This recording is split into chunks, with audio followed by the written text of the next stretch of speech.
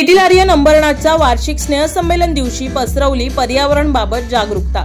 Little Aryan प्री-के अंबरनाथने त्यांच्या शाळेच्या कॅम्पसमध्ये त्यांचा बहुप्रतीक्षित वार्षिक दिवस साजरा केला। आश्रय द ग्रेट कपोक ट्री या कार्यक्रमाची थीम लिटिल आर्यन प्री-केच्या लहान मुलांनी सुंदरपणे सादर केली होती। सर्जनशीलता आणि मौलिकतेसाठी ओळखल्या जाणाऱ्या या कार्यक्रमात प्राचार्य doctor Dinesh Gupta, Anandshree motivational speaker, life coach आणि mindset guru Bhagwat Sonone, fire officer Ambernath Nagar Parishad Gunwant Patil, निवृत्त कार्यकारी अभियंता मलिक डीडी, जलविभागीय अधिकारी आदी मान्यवर उपस्थित होते। संस्थापक आर्य ग्लोबल ग्रुप ऑफ स्कूल भरत मलिक त्यांच्या तत्वज्ञानानुसार लिटिल आर्यन्सचा वार्षिक दिवस हा पुस्तक आधारित आहे। सर्जनशीलतेसह शिक्षणाचे मिश्रण आहे।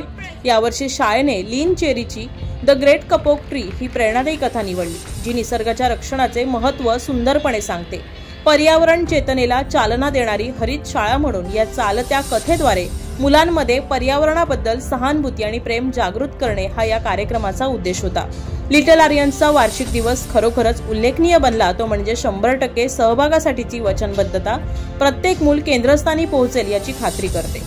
संगीत सादरीकरण पूर्णपणे मुलांचे होते, तर सर्व गाणी इन हाऊस रचलेली होती आणि मुलांनी ती स्वतः गायली होती। त्यांच्या मधुर स्वरांनी प्रेक्षकगृह आनंदाने आणि अभिमानाने भरून गेले आणि प्रेक्षकांना त्यांच्या प्रतिभेचा विस्मय झाला। उपस्थितांना संबोधित करताना प्राचार्य डॉक्टर दिनेश गुप्ता यांनी शाळेच्या सर्वांगीण कार्यपद्धतीचे कौतुक केले। I was working with the Sagarika music company. अगर आपने सुना होगा आइका दाजीबा, ये गाना उस समय काफ़ी फेमस हुआ था। एंड आई वॉज वर्किंग विद द सागरिका म्यूजिक कंपनी।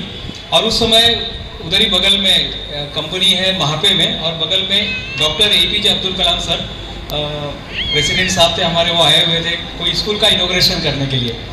तो मैंने वहाँ से हाफ डे लेकर मैं भी चला गया। मैं बहुत पीछे से उनको सुन रहा था।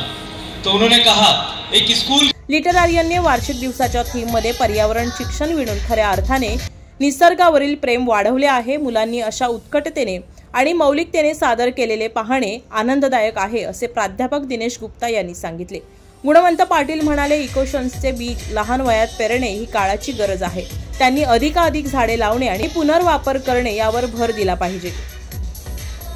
भागवत सोनोने यांनी सर्जनशीलतेला चालना देण्यासाठी शाळेच्या प्रयत्नांची प्रशंसा केली।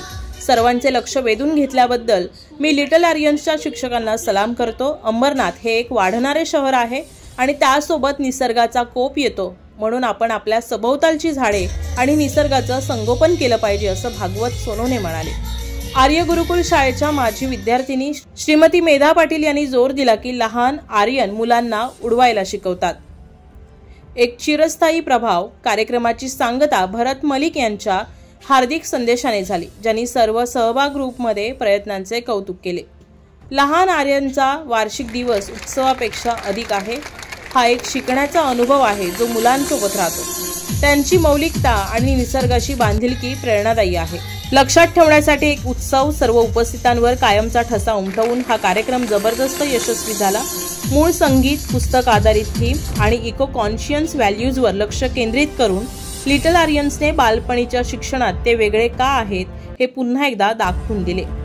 शरद शिंदे, आदिराज मीडिया, अंबरनाथ।